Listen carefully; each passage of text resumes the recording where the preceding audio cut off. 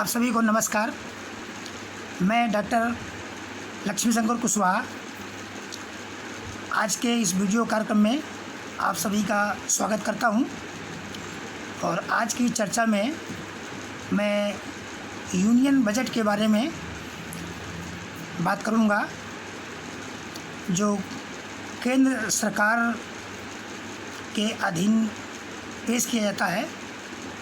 और ये union budget एक फाइनेंशियल ईयर के लिए होता है। और इस बजट की जानकारी मैं इसलिए दे रहा हूँ कि इसकी उपयोगिता आम जनों के लिए भी है, और जो भी सिविल सर्विसेज हैं, चाहे वो ग्रेड ए की हो या ग्रेड बी की हो, किसी भी कैटेगरी के लिए ये समान रूप से उपयोगी है। और आरबीआई ग्रेड की जो परीक्षा होती है, ये उसके लिए भी उपयोगी होगा। तो आइए चर्चा करते हैं कि what is union budget. Union budget कहें या हम केंद्र सरकार का आम बजट कहें, वो एक ही बात है। और इस बजट को केंद्र सरकार लोकसभा में पेश करती है, यानी इसको प्रेजेंट करती है। और केंद्र सरकार के जो भी वित्त मंत्री उस समय होते हैं या होती हैं, वो बजट पेश करती हैं। और ये बजट क्या है कि ये जो आगामी फाइनेंशियल ईयर है, यानी फोर्थ कमिंग फाइनेंशियल ईयर है, उसके लिए ये सरकार का जो एनुअल एक्सपेंडिचर होता है, कितना सरकार एक साल में पूरे देश में खर्च करने जा रही है, उसका ही ये लेखा जोखा होता है। और ये बजट जो एनुअल एक्सपेंडिचर बनता है, तो ये देखते हैं कि एनुअल हमारी इनकम कितनी है। तो एनुअल इनकम जो हमारी होगी, वो तो अनुमान के आधार पर होगी, तो उसका एक एस्टिमेशन होता है। तो उसी का अनुमान लगा करके कितना हमारा एनुअल हमारा इनकम होगी और कितना हम खर्च करेंगे। तो ये सब मिला करके एक सरकार को रन करने के लिए, सरकार की मशीनरी को रन करने के लिए सरकार एक आम बजट पास करती है। जो आम बजट 1 अप्रैल से लेकर के और 31 मार्च के लिए होता है, यानी ये फाइनेंशियल ईयर के लिए होता है। अब आइए ये देखते हैं कि ये यूनियन बजट है क्या, या एनुअल बजट है क्या। What is annual budget? तो central government expenditure is defined as the central government budget expenditure as per reported in the final central government accounts. Central government spending by function is the breakdown of expenditure on the basis of activities of the government। कहने का मतलब ये है कि सरकार आगामी वर्ष में जो भी अपनी फंक्शनिंग करेगी, उस फंक्शनिंग के द्वारा जितना भी वो पैसा खर्च करेगी, उस खर्च का एक लेखा जोखा बनाएगी। और लेखा जोखा पूरे देश के लिए होता है। और वो जो बजट होता है तो पूरे यूनियन के लिए होता है। उसके लिए सरकार सेंट्रल गवर्नमेंट के जो मिनिस्ट्रीज़ हैं, उनको भी उसी से फंड एलोकेट करती, बंटवारा करती है। संस्थाएं हैं, आयोग हैं, उनको सबको दिया जाता है। और उसी बजट के द्वारा स्टेट गवर्नमेंट को, यूनियन टेरिटरीज़ को भी बजट दिया जाता है। और बजट से कुछ पैसा उनको अलॉटमेंट होता है। सरकार और भी अपने मद में ये खर्च करती है। तो इस प्रकार से ये जो बजट पेश करती है पूरे साल भर के लिए, ये यूनियन गवर्नमेंट का एक स्टेटमेंट होता है, यानी यूनियन गवर्नमेंट का एक्सपेंडिचर बजट होता है, एनुअली होता है। और ये सरकार के द्वारा होता है और वित्त मंत्री के द्वारा इसको हमेशा पेश किया जाता है। अब ये बजट 3 प्रकार का होता है। एक पहला होता है बैलेंस बजट। ये बजट ऐसा होता है कि जितने सरकार का एस्टिमेटेड इनकम होनी होती है, उसी के हिसाब से एक्सपेंडिचर का बनाया जाता है। दूसरा होता है बैलेंस्ड बजट। अभी मैंने बैलेंस बजट की बात की ना, बैलेंस बजट की। चलिए दोबारा फिर सुन लीजिए। बजट 3 प्रकार का होता है। एक होता है बैलेंस बजट। बैलेंस बजट वो होता है कि जितना सरकार का इनकम एस्टिमेट होता है उतना ही उसका एक्सपेंडिचर होता है। दूसरा होता है डेफिसिट बजट। डेफिसिट बजट वो होता है कि जिसमें इनकम एनुअल कम होती है और खर्चा ज़्यादा होता है। और तीसरा होता है सरप्लस बजट। सरप्लस बजट वो होता है कि जिस बजट में इनकम ज़्यादा होती है और खर्चा कम होता है, तो उसमें साल भर में कुछ पैसा सरकार के पास बच जाता है। इस प्रकार से ये बजट को डिफाइन किया गया है। इसके साथ साथ ये जो यूनियन बजट पेश किया जाता है और जो भी सरकार की क्रियाकलाप हैं, गवर्नमेंट चलती है, गवर्नमेंट रन होती है, वो सारा सब एक प्रोविज़न है। और वो प्रोविज़न के लिए भारतीय संविधान में अनुच्छेद 112 में वित्त ये जो एनुअल बजट है इसका प्रावधान किया गया है। तो आइए देखते हैं कि अनुच्छेद 112 में क्या प्रोविज़न है एनुअल बजट के बारे में। इसमें है under article 112 annual financial statement. ये जो आर्टिकल है इसका class 1, the president shell in respect of every financial year cause to be laid before both houses of parliament a statement of the estimated receipt and expenditure of the government of India for the year in this part referred as to annual financial statement। इसी को हिंदी में explain कर देते हैं। ये जो अनुच्छेद 112 के अंतर्गत वार्षिक वित्तीय विवरण है, इसमें क्लास 1 में बताया गया है राष्ट्रपति प्रत्येक वित्तीय वर्ष के संबंध में संसद के दोनों सदनों के समक्ष भारत सरकार की उस वर्ष के लिए प्राकलित प्राप्तियों यानी जो अनुमानित है उसकी कितनी रिसीप्ट होंगी, प्राप्तियाँ होंगी, कितनी इनकम होगी और व्यय एक्सपेंडिचर होगा का विवरण रखा जाएगा। यानी राष्ट्रपति रखवाएगा। यानी राष्ट्रपति के आदेश से ये फाइनेंस का जो बजट है वो पेश किया जाएगा और राष्ट्रपति जो रखवाएगा तो उसको इस पूरे सिस्टम को वार्षिक वित्तीय विवरण कहा गया है।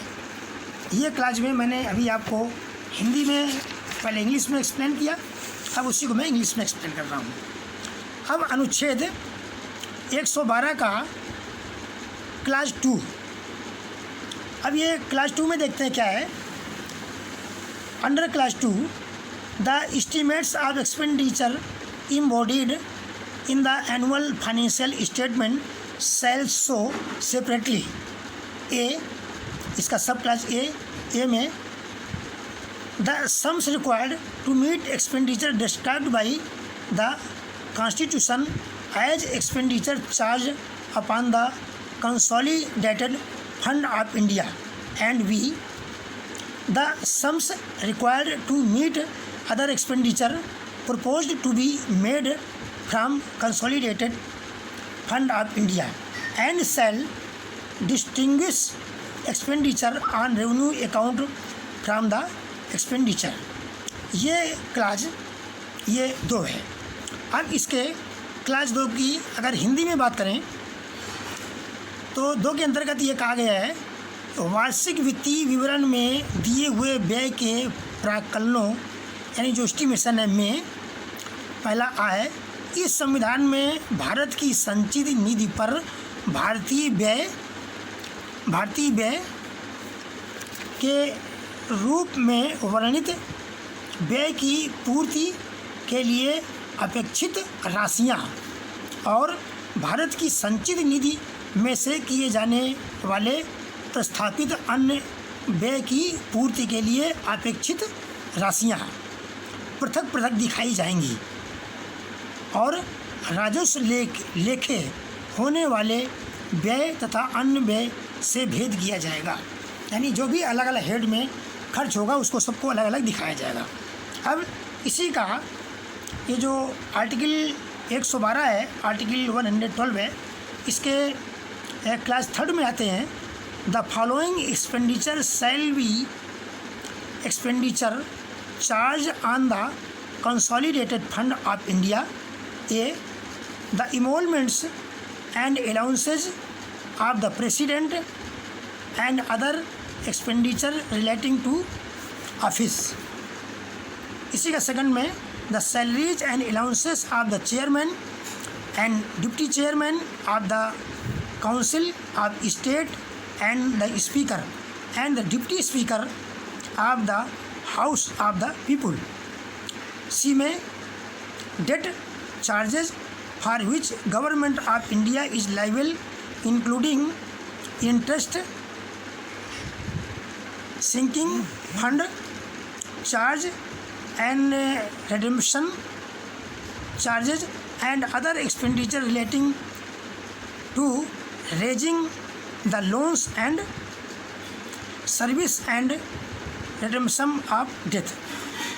तो ये इस प्रकार से ये सारा दिया गया है कि राष्ट्रपति, उपराष्ट्रपति और स्पीकर और जितने जो बड़े बड़े लोग हैं इनका खर्चा का भी बजट में पूरा प्रोविज़न किया जाएगा।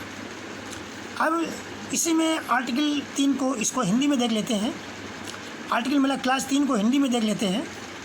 तो निम्नलिखित व्यय भारत की संचित निधि पर भारित व्यय होगा, अर्थात राष्ट्रपति की उपलब्धियां, भत्ते तथा उसके पद से संबंधित अन्य व्यय। इसी प्रकार से और आगे हम चले जाते हैं और इस प्रकार से ये जो आर्टिकल 112 है, 12 में राष्ट्रपति जितने पदाधिकारी हैं और जितने सरकारी कर्मचारी हैं उनकी सैलरी, उनकी पेंशन और सारा जितना गवर्नमेंट की मशीनरी फंक्शन है, इस सब के बारे में डिटेल में विस्तार से चर्चा की गई है। तो इस प्रकार से हम ये देखते हैं कि भारतीय संविधान के अनुच्छेद 112 अंडर आर्टिकल 112 में it has been provisioned about the annual budget of the central government. तो ये आपको ये जानना बहुत ज़रूरी है कि आखिर ये जो बजट पेश होता है तो इस बजट का प्रोविज़न कहाँ है, और इस बजट का प्रोविज़न भारतीय संविधान के अनुच्छेद में किया गया है। और ये मैं आपको बता दूं आपकी जानकारी के लिए कि ये जो सरकार चलती है, सरकार चलती कैसे है, सरकार का गठन कैसे होता है, सरकार के अधिकारियों का कार्यकाल कितना होता है, ये सब की एक विस्तृत व्याख्या भारतीय संविधान में किया गया है। और भारतीय संविधान के अनुसार हमारी गवर्नमेंट चलती है और उसी में सब सारा प्रोविज़न किया गया है। तो इस प्रकार से यहाँ पर एक महत्वपूर्ण प्रश्न होता है कि यदि आपसे कोई पूछ देता है कि ये यूनियन बजट है, केंद्र सरकार का जो बजट है, इस बजट की व्यवस्था कहाँ पर है, ये किसके अनुसार चलता है, तो आपका आंसर ये होगा कि भारतीय संविधान के अनुच्छेद 112 में इसका पूरा प्रावधान किया गया है। तो आपने ये जाना कि बजट क्या है, बजट की संकल्पना कहाँ से ली गई है और बजट कैसे पेश करते हैं। अब इसके साथ ही थोड़ी चर्चा और कर लेते हैं कि देखिए, मैंने आपको चर्चा की कि बजट पेश कैसे होता है। मैंने ये बताया कि बजट लोकसभा में पेश होता है। लोकसभा क्या होती है कि ये होता है लोअर हाउस, ये ऑल इंडिया बेस पर लोअर हाउस होता है और इसमें लोकसभा के प्रतिनिधि होते हैं, जिन्हें मेंबर ऑफ पार्लियामेंट कहते हैं। तो ये सरकार अपना बजट सरकार की ओर से लोकसभा में पेश किया जाता है, वित्त मंत्री इसको पेश करता है और लोकसभा के सदस्यों के सामने इसको पढ़ा जाता है। पढ़ने के बाद बजट में बाकायदे पक्ष पेश करता है, विपक्ष उसमें चर्चा करता है। चर्चा होने के बाद वोट की मंजूरी के लिए उसी लोकसभा में वोटिंग होती है और वोटिंग में अगर वोटिंग के पक्ष में वोट ज़्यादा होते हैं तो ये मान लिया जाता है कि सरकार ने जो बजट पेश किया सही है और उसको लोअर हाउस के जो रिप्रेजेंटेटिव उन्होंने पास कर दिया। कभी कभी ऐसा भी होता है कि बजट सही नहीं होता है और वोटिंग होती है और बजट के विपरीत यानी माने विपक्ष में वोट ज़्यादा बढ़ जाते हैं तो वहीं सरकार गिर जाती है। यानी ये मान लिया जाता है कि सरकार अल्पमत है, तो बजट की अपनी एक इम्पोर्टेंस है। बजट के वोटिंग के दौरान अगर बजट के पक्ष में वोट ज़्यादा हैं तो उसको पास करके उसको अपर हाउस यानी राज्यसभा में भेज दिया जाता है, और राज्यसभा में भी पास हो जाता है तो उसको राष्ट्रपति के हस्ताक्षर की ओर के पास भेज दिया जाता है। इसके बाद वो पूरा बजट बन जाता है और सेंट्रल गवर्नमेंट उसी बजट के अनुसार कार्य करती है। तो ये आपने बजट के बारे में मैंने आपको इतनी जानकारी दी। और कभी कभी एक चीज़ ये भी देखने में आती है कि जैसे गवर्नमेंट को ये पता है कि हम अगले साल भी गवर्नमेंट रन करेगी, तब तो वो पूरे साल के लिए बजट प्रिपेयर करती है। और यदि किसी कारण से लगता है कि ये गवर्नमेंट अगले साल रन नहीं कर पाएगी, दूसरी गवर्नमेंट आ जाती है, चुनाव होने वाले हैं और बजट मोस्टली मार्च में ही पेश किया जाता है। तो अगर गवर्नमेंट रिटेन करने की उम्मीद, तब तो बजट पूरे साल के लिए पेश होता है, फुल फाइनेंशियल ईयर के लिए। और यदि कभी ऐसा होता है कि फुल फाइनेंशियल गवर्नमेंट रिटेन नहीं करेगी, तो फिर गवर्नमेंट केवल 3 महीने के लिए बजट पेश करती है, ताकि गवर्नमेंट अगर अप्रैल या मई में कभी भी दूसरी गवर्नमेंट फॉर्म हो तो 1 अप्रैल से सरकारी कामकाज में पैसा फंड उसको मिलने लगे। अब इसके बाद में जो भी सरकार का बजट पास होता है, ये फंड सरकार के पास जितना भी आम बजट होता है, इसकी चर्चा हम इसी के पार्ट 2 में करेंगे। तो बजट के जितना पैसा होता है ये तो गवर्नमेंट की जो मिनिस्ट्रीज़ हैं, तो सेंट्रल गवर्नमेंट की मिनिस्ट्री के लिए सरकार सेंट्रल गवर्नमेंट चलाने के लिए भी रखती है, और आयोग को भी पैसा देती है, और वो सारा कई हेड में क्लासीफाई करती है कहाँ कितना पैसा दिया जाएगा। नेशनल डिसास्टर के लिए भी पैसा रखा जाता है, और इसके साथ साथ स्टेट गवर्नमेंट के लिए भी फंड का एलोकेशन होता है। तो ये जो सारी चीज़ें हैं, स्टेट गवर्नमेंट कुछ पार्ट के लिए जो सब्जेक्ट या सरकार जितना समझती है उतना वो पैसा देती है। तो इस प्रकार ये फंड का एलोकेशन होता है, और इसी फंड के एलोकेशन के बारे में कितना फंड एलोकेशन होता है, कैसे क्या होता है, कल इसके सेकंड पार्ट में चर्चा करेंगे। और आप मुझे ये बताएं कि यदि आपको अगर कोई इसमें क्वेश्चन पूछना हो, जितना मैंने आपको कंटेंट्स बताए हैं, तो कोई क्वेश्चन आप पूछ सकती हैं। Do you want to speak any? जो मैंने समझाया वो समझ में आ गया? कुछ आ गया? रियली आ गया? ओके। तो आज मैं ये चर्चा मैं यहीं समाप्त करता हूँ, और अगले पार्ट की चर्चा फिर नेक्स्ट वीडियो में की जाएगी।